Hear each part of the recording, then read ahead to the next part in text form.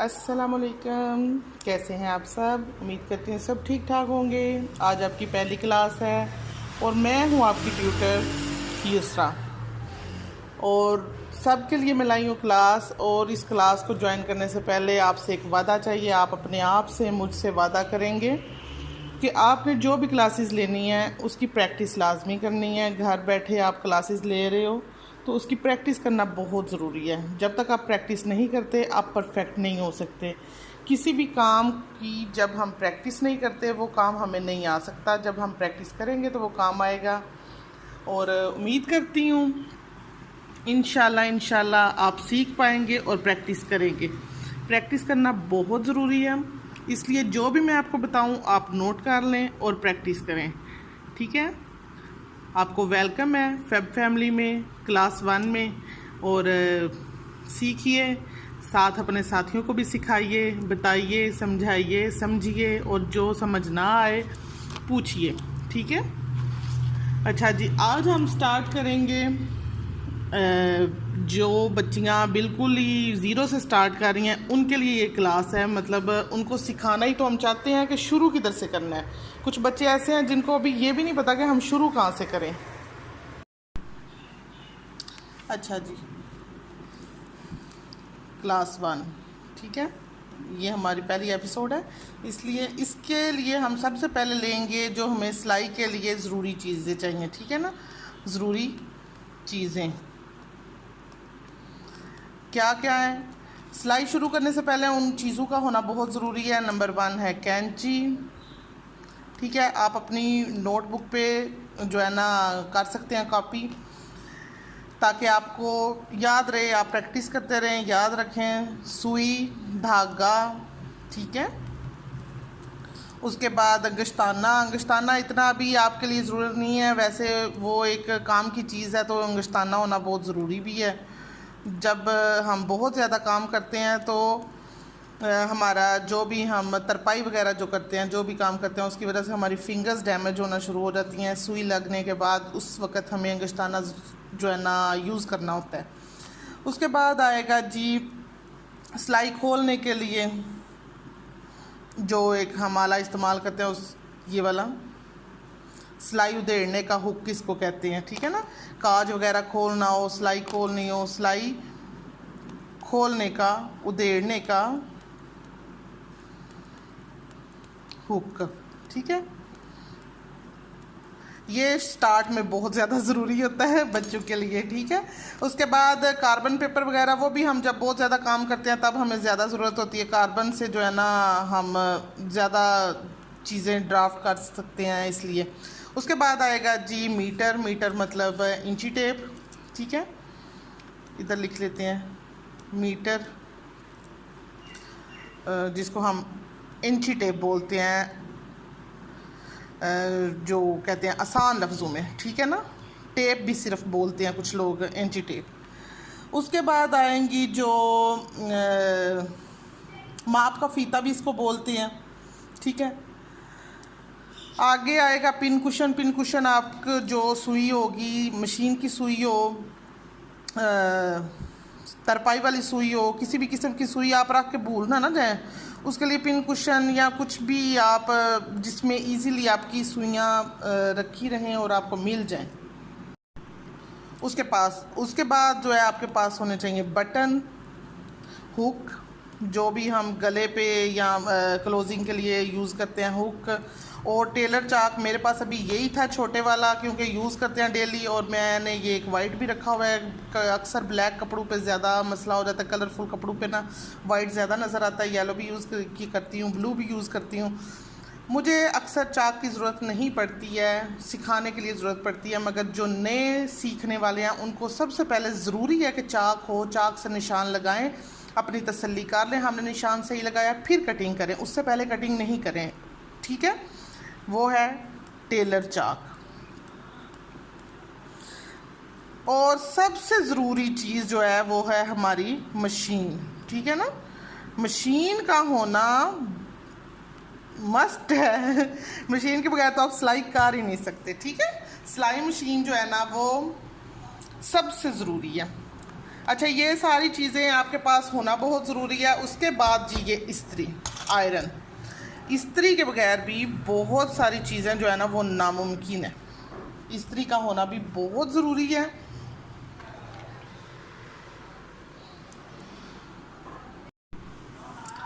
और जी इसके बाद आ जाएगा मशीन ऑयल। मशीन का ऑयल होना भी बहुत ज़रूरी है। जब भी हमें मशीन में कोई मसला नज़र आए या वो ज़्यादा आवाज़ करे, उसके लिए हम ऑयल यूज़ करेंगे। उसके बाद जी एक छोटा बड़ा कुछ भी ना, हमें पेचकस वगैरह भी चाहिए होते हैं, वो जो है ना सुई वगैरह बदलनी पड़े या पैर बदलना पड़े मशीन का, तब। अब वो चीज़ें मैं सिर्फ अभी आपको बता रही हूँ, इनका यूज़ तो अभी एकदम से नहीं होगा ना, मैं वैसे आपको बता रही हूँ कि ये सारी चीज़ें हमें सिलाई में बहुत ज़रूरी होती हैं, हमारे पास होना बहुत ज़रूरी होती हैं। ठीक है, आप ये सारी चीज़ें अपनी जो भी नोटबुक पे अगर सेव करना चाहते हैं तो कर लें, अगर नहीं करना चाहते तो वैसे माइंड में सेव कर लें। कुछ बच्चे तो बड़े इंटेलिजेंट होते हैं, वो बड़ी जल्दी सेव कर लेते हैं। अगर कुछ कॉपी करना चाहते हैं, सही रेगुलर बेसिस पे काम करना चाहते हैं, तो वो आगे भी सिखा सकते हैं ना ये चीज़ें। उनके लिए बहुत ज़रूरी है कि ये कॉपी कर लें, ये बार बार बताई जाने वाली चीज़ें नहीं हैं। ठीक है, अच्छा जी नेक्स्ट स्टेप है जी, ये जो मशीन है, मशीन सिलाई का सबसे अहम हिस्सा है, इसका होना बहुत ज़रूरी है। ठीक है, उसके बाद आ जाता है हमारा ऑयल की भी मैंने आपको बता दिया है। बटन और हुक वो भी ज़ाहिर है आपको पता है, जिधर भी हमें ज़रूरत होगी हम इस्तेमाल करेंगे ही करेंगे। उसके बाद आ जाएगा टेलर चाक। हम किसी भी कपड़े को माप के निशान लगाने के लिए इस्तेमाल करते हैं इसको। ठीक है ना, जो भी हम काम कर रहे हैं उसकी जब हमने ये ज़ाहिर है हम फीते से नापेंगे, इंची टेप से नाप के जिधर तक हमें कटिंग करनी है उधर हम निशान लगा लेंगे, उस निशान को मिलाएंगे। उसके लिए हमें ये चाक होना है हमारे पास बहुत ज़रूरी है। ठीक है, उसके बाद जी आ गया पिन कुशन का भी मैंने बता दिया है, सिलाई उधेड़ने का हुक भी बता दिया, वो भी बड़ा ही ज़रूरी है। आगे सुई धागा भी, अंगश्ताना भी, कैंची तो ज़ाहिर है कटिंग के लिए ज़रूरी है। सब चीज़ें ही तकरीबन मैंने आपको बता दी हैं, बाकी इंशाल्लाह साथ साथ बताती रहूँगी। अच्छा, सुई की जो है ना 2 इकसाम होती हैं। अब हम इसको इधर से चेंज करके इस साइड पे कर लेते हैं। एक होती है हाथ की सुई, ठीक है, दूसरी होती है मशीन की सुई। इसकी 2 किस्में हुई। ठीक है, अब जो हाथ की सुई है उसको हम हर सूती ऊनी कपड़े के लिए इस्तेमाल करते हैं, लिहाफ गद्दे वगैरह सिलाई करने के लिए भी इस्तेमाल करते हैं। सुई का साइज़ चेंज हो सकता है, मोटा पतला हर किस्म का होता है। जो मशीन में लगने वाली सुइयाँ उनके भी नंबर्स होते हैं। ठीक है, उसके लिए भी जो है हम नंबर 16 और 18 ज़्यादा यूज़ करते हैं। अक्सर हमारे सूती और इस तरह के कपड़े होते हैं, अगर बहुत ज़्यादा रेशमी बारीक कपड़े हों तो फिर हम 16 से नीचे जाते हैं 14 तक, नहीं तो हमें 16 और 18 नंबर सही परफेक्ट रहता है। ठीक है, 16 और 18 नंबर। अब हाथ की सुइयाँ जो है ना वो भी मुख्तलिफ़ किस्म की होती हैं। अब कशीदाकारी के लिए हम मतलब कढ़ाई वगैरह के लिए सुई चेंज करते हैं इस्तेमाल, और जो कहते हैं कि बटन वगैरह लगाने के लिए उसको हम चेंज करते हैं इस्तेमाल। उसके बाद जो लिहाफ और गद्दे में कह रही हूँ सिलाई करने के लिए, उसके हम एक बहुत मोटी सुई होती है, बड़ी लंबी सुई होती है, उसको हम खंदुई के नाम से भी, पंजाबी में खंदुई भी कहते हैं, उस नाम से जानते हैं। वो उस तरह की भी सुई होती है, वो भी हम इस्तेमाल करते हैं। और मोती या ये जो आर्ट वगैरह करते हैं हम, उसके लिए जो है बहुत बारीक सुई इस्तेमाल होती है, मोती के लिए ख़ास तौर पे, और वैल और मलमल के लिए भी। ठीक है, ये सुइयों की इकसाम होती हैं। ठीक है, उसके बाद जी आपको बताना चाहती हूँ, सुई का तारफ़ तो मैंने बता दिया। सुई का एक तारफ़ ये भी है कि सुई धात से बनी हुई एक ऐसा औजार है जिसमें हम धागा डालते हैं सुराख वाली साइड से और दूसरी साइड से फिर हम उसको इस्तेमाल करते हैं तरपाई के लिए, दस्तकारी के लिए, ठीक है ना, कशीदाकारी के लिए, नफासत और ख़ूबसूरती का काम करने के लिए, मोतियों के इस्तेमाल के लिए हम हाथ की सुई को इस्तेमाल करते हैं। ठीक है, ये तो हमारा था स्टेप 2, ठीक है, पहले वाला स्टेप 1 था। अब आ गए स्टेप नंबर 3। सुइयों की तो हमने दे दी जानकारी। इसके बाद अब कपड़े, जो हम बेसिक कपड़े घर में पहनते हैं, ठीक है ना, आम बेसिक कपड़े जो,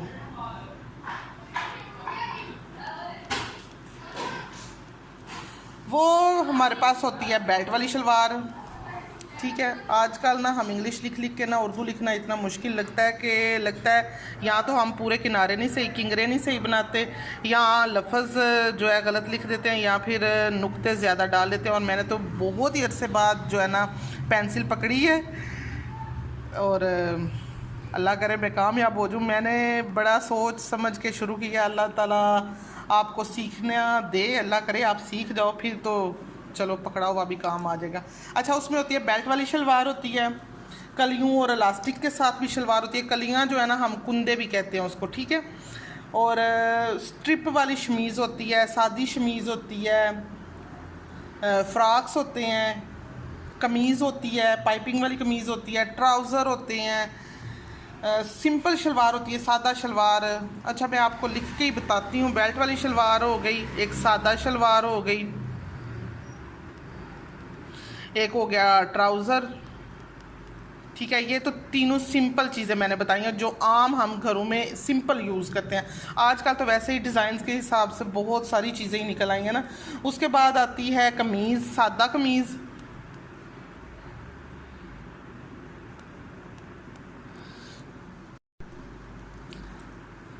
सादा कमीज़ हो गई। आगे हो गया लॉन्ग शर्ट, जो है ना लैस के साथ भी होती है, पाइपिंग वाली कमीज़ है, हुक और जिप लगाते हैं हम, ठीक है। अब वो सारी सादा कमीज़ में ही आती है तकरीबन उसको, और नीचे फ़्राक हो सकती है, ठीक है। फ़्राक ए शेप में भी हो सकती है, जो है ना चुनट्स वाली भी हो सकती हैं। ये आम जो गोल गले होते हैं, आम जो हम पहन रहे हैं आजकल, चूड़ीदार पाजामा होता है, ठीक है। ये वो मेन चीज़ें मैं आपको बता रही हूँ जो हमें बेस में बेसिक जो सिलाई है हम कर रहे हैं ना उसके लिए ज़रूरी है, ठीक है। अच्छा जी, ये बेसिक चीज़ें, बेसिक बातें मैं आपसे थोड़ी सी शेयर कर रही हूँ ना। अभी पहला दिन है तो आपको मालूमात होना ज़रूरी है ना, चीज़ों की पहचान, उनका पता होना ज़रूरी है, ठीक है। उसके लिए मैं अब आपको बताऊँगी, ये इंची टेप है। इसके इंची टेप कैसे आप मेजर करते हैं। ये इधर से शुरू होता है, कुछ बच्चियाँ सिर्फ इधर से ही शुरू कर लेती हैं या इधर से शुरू कर लेती हैं, नहीं, ये इधर से शुरू होगा और इधर तक 1 इंच बनेगा, ठीक है। इधर 2 इंच और 1.5 करना होगा, आधा इंच हमारा ये है, ठीक है। उसके बाद जी ये 36 इंच होंगे जब, तो 1 गज़ बन जाएगा। अक्सर लोग कह जाते हैं कि हाँ साड़ी तो शलवार गज़ बना सड़ो, या फिर साड़ी कमीज़ इस तरह इन्नी लंबाई रख सड़ो, 1.25 गज़ रख दो, ये वो। अक्सर पंजाबी लोग होते हैं ना, अब हमें समझ नहीं आ रही होती, उसके लिए मैं बता रही हूँ कि गज़ कितना होता है, ठीक है। और फुट के हिसाब से 12 इंच का फुट होता है, ठीक है, 12 इंच का फुट होता है। अब ये चीज़ें आपको याद रखना बहुत ज़रूरी है। और जब भी आपके पास कोई कपड़ा सिलने आए या आप खुद सिलाई करने लगो, तो आप पहले कपड़े को नाप लो कि आपका कपड़ा है कितना, बन कितना रहा है, ठीक है। उसके बाद उसकी कटिंग करना शुरू हो। ये ना हो कि कटिंग कर चुको तो उसके बाद बोलो हो है तो बनता ही नहीं पिया हूँ, बाकी चीज़ें असी किस तरह बनाइए, ठीक है। इसके लिए ज़रूरी है कि पहले आप कपड़े को बनाएं। अच्छा जी, कपड़ा जो आम तौर पे जो कपड़ा होता है शलवार और कमीज़ का अलहदा, वो 2.5 गज़ होता है, ठीक है। 2.5 गज़ ही शलवार होगी, 2.5 गज़ ही कमीज़ होगी। अगर हम इकट्ठा लेते हैं तो वो 5 गज़ होगा, ठीक है। 5 गज़ इकट्ठा होगा अगर एक जैसा ऑल ओवर जिसको कहते हैं। अब जो आजकल तकरीबन इस तरह के भी कपड़े आए हुए हैं कि 1.5 गज़ शलवार होती है मगर उसका बार होता है ज़्यादा, जिसको हम चौड़ाई कहते हैं, उसकी चौड़ाई होती है ज़्यादा, इसकी चौड़ाई होती है कम, ठीक है। चौड़ाई का भी हिसाब होता है इसकी। अब चौड़ाई अक्सर जो है ना 1 गज़ से भी कम होती है, 36 या 33 34 भी कह लो कि चौड़ाई होगी, ठीक है।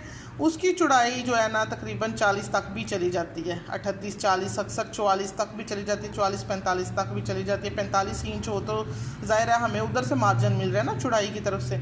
और उसके साथ शर्ट भी होगी 1.5 गज़, ठीक है। वो फिर हमारा सूट बनता है 3 गज़ में। तो उसका हिसाब और तरह लगाते हैं, इसका हिसाब और तरह लगाते हैं, ये भी सूट बन जाता है, ये भी सूट बन जाता है। ठीक है, ये हिसाब लगा लेना। ये आम सूट की मैं बात कर रही हूँ, जो रेगुलर आम बच्चियाँ पहन लें, सूट बड़े पहन लें, वो वाला। अब छोटे बच्चों का तो साइज़ मेजरमेंट जो है ना छोटा होता है, तो उसके लिए फिर हमें थोड़े कपड़े से भी काम चल जाता है। मेरे ख्याल से मैंने आज आपको बहुत सारी बातें बताई हैं। अगर आप कमेंट बॉक्स में इनमें से कोई एक बात भी मेंशन करते हैं कि हाँ जी इस चीज़ की हमें बड़ी अच्छे से समझ आ गई है, या ये स्टेप हमें बड़ा अच्छा लगा है, तो मुझे लगेगा कि आपने क्लास देखी है, सुनी है, समझी है, आपको समझ आया है कुछ। तो इंशाल्लाह अगर आपको समझ आएगा तो मैं भी आपके साथ दोबारा से दूसरी क्लास लेकर आऊँगी। मोटिवेशन मिलती है ना बंदे को कि फिर हाँ जी हम काम सिखाएं। अच्छा, ये होता है कटर। अच्छा, हमें कैंची भी ना दो किस्म की रखनी चाहिए। एक तो कपड़ा कटिंग करने के लिए कैंची चाहिए होती है, एक धागा कटिंग करने के लिए छोटी कैंची चाहिए होती है। उसके लिए हम इस कटर का भी यूज़ कर लेते हैं। ये बड़ा इजी होता है ना पकड़ने में, बार बार ऐसे पकड़ के इस तरह से खोलना नहीं पड़ता। अब कैंची क्या है जी, कैंची का ये बड़ा हिस्सा हम उंगलियों में लेते हैं, और ये जो छोटा हिस्सा है इसके अंदर अंगूठा। ठीक है, ये उठा के ऐसे करना पड़ता है। इसको हम ईज़िली ऐसे ऐसे कट कर सकते हैं ना। ठीक है, अच्छा जी, उम्मीद करती हूँ इंशाल्लाह आपको कुछ तो ज़रूर ही समझ आया होगा। अल्लाह करे आप समझे हूँ, और मुझे बहुत अच्छा लगेगा। आप कमेंट में बताएं कि आपने कुछ सीखा या नहीं सीखा, या जिधर से आपको समझ आई या नहीं आई, या क्लास का मज़ा आया या नहीं आया। जो भी बातें हैं देखते हैं आप कमेंट में क्या बताते हैं।